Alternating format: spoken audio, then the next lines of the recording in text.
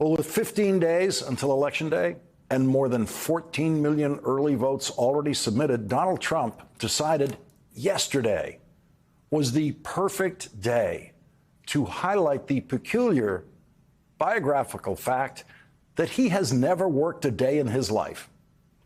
Donald McDonald made a special appearance at a completely rigged photo op version of a McDonald's drive-thru in which the customers were actually just posing as customers, having been pre-selected and pre-screened by the Secret Service to take their positions in the drive-thru line of a McDonald's that was actually completely closed down. Just so Donald Trump could pretend, for once in his life, for a few minutes, pretend to work for a living, the way Kamala Harris once did when she was working her way through school at McDonald's, just like her husband, Doug Emhoff, worked his way through school at McDonald's. At any point in your life, have you served 2 all-beef patties, special sauce, lettuce, cheese, pickles, onions on a sesame seed bun, working at a McDonald's? Yes or no? That's it. I have. The McDonald's that Donald McDonald closed down yesterday so that he could pretend to work is in Pennsylvania, of course, a crucial electoral college swing state where Vice President Kamala Harris began her day campaigning with Republican Liz Cheney. In this election, and especially here in Pennsylvania, we have the opportunity to tell the whole world who we are. And we have the chance to say, you know, we're going to reject cruelty. We're going to reject the kind of vile vitriol that we've seen from Donald Trump. We're going to reject the misogyny that we've seen from Donald Trump and J.D. Vance.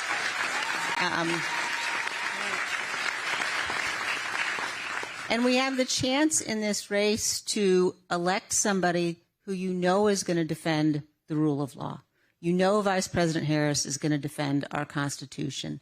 We have the chance to remind people that we are a good country. We are a good and honorable people. We are a great nation. And in this race, we have the opportunity to vote for and support somebody you can count on. We're not always going to agree, but I know Vice President Harris will always do what she believes is right for this country. She has a sincere heart, and that's why I'm honored to be here and supporting her in this race.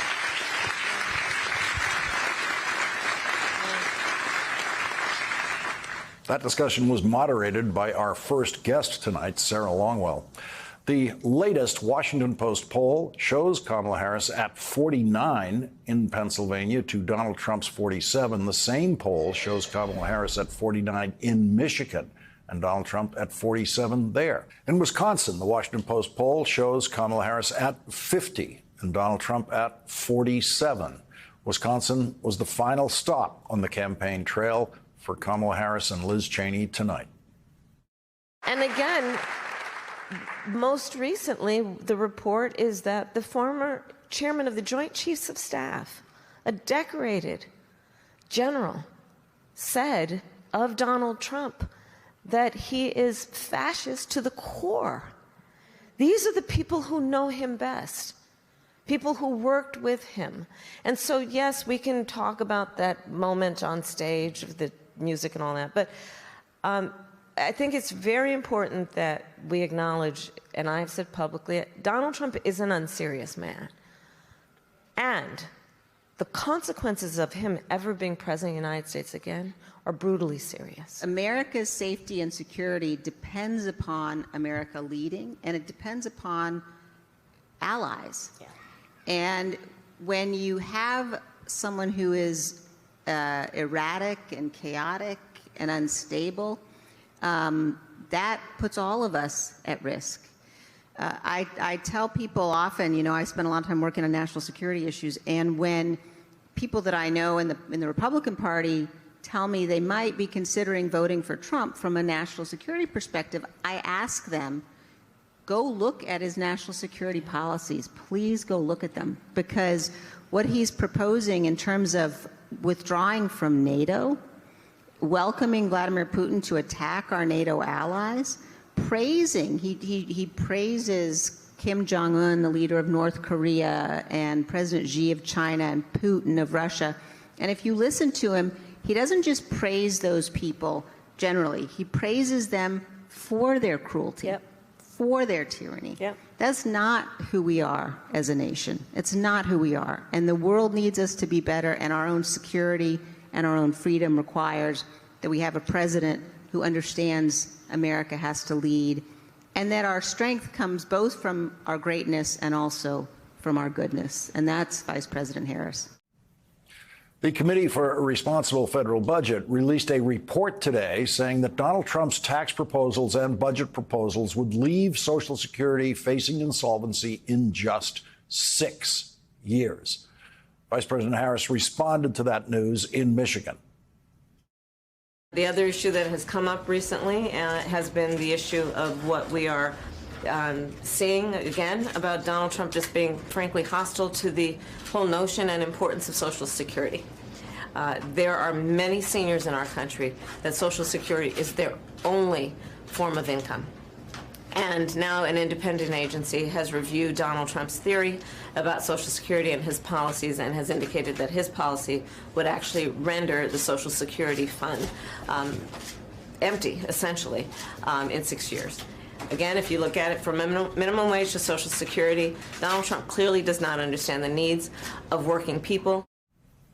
Donald Trump is, of course, running for president as a way of staying out of jail. He is facing sentencing next month in New York City for convictions he's already been found guilty of this year in a courtroom in New York.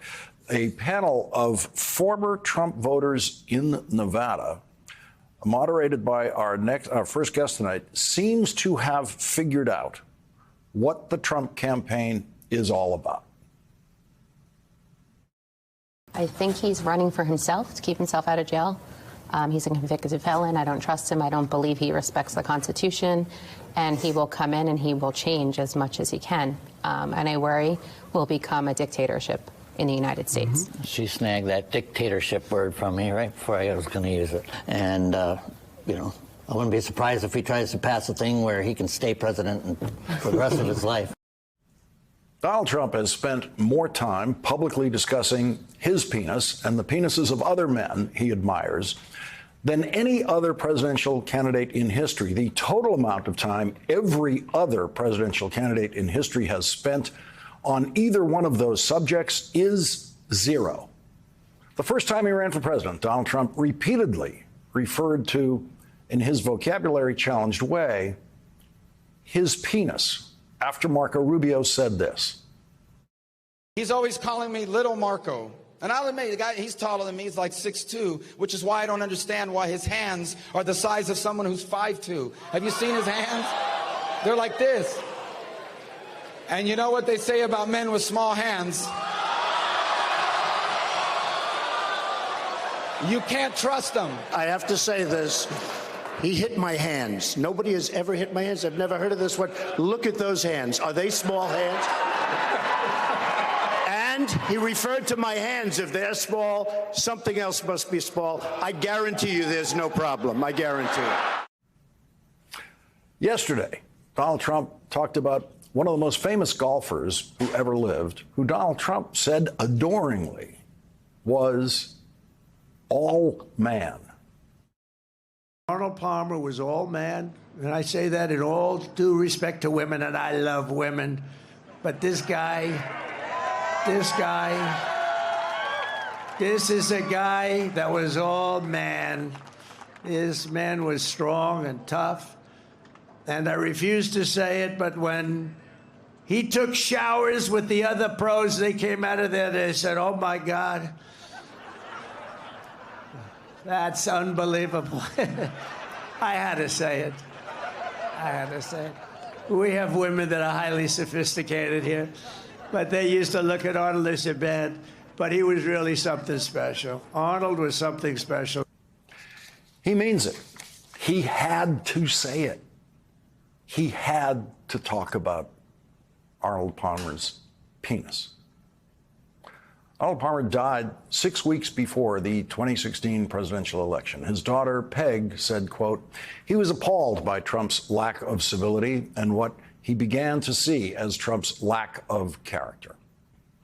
Our next guest began what became a day of public discussions for Kamala Harris and Liz Cheney with this question. I've got to start with the thing that brings us here today, because I've got to say it is unusual for somebody who is as high up in the Republican leadership as Liz Cheney was to be out here campaigning with the Democratic nominee for president. And so maybe why don't both of you tell us, but you start. You've actually marshaled unprecedented support from Republicans in this election. Why do you think that is? Thank you, Sarah. Thank you for being here and for your work. And the Congresswoman, thank you. I have said before, and it must be repeated each time, there are moments in the history of our country which challenge us, each of us, to really decide, do we stand for those things that we talk about, including in particular country over party. And you have been extraordinarily courageous in the way that you have done that, and I thank you for that.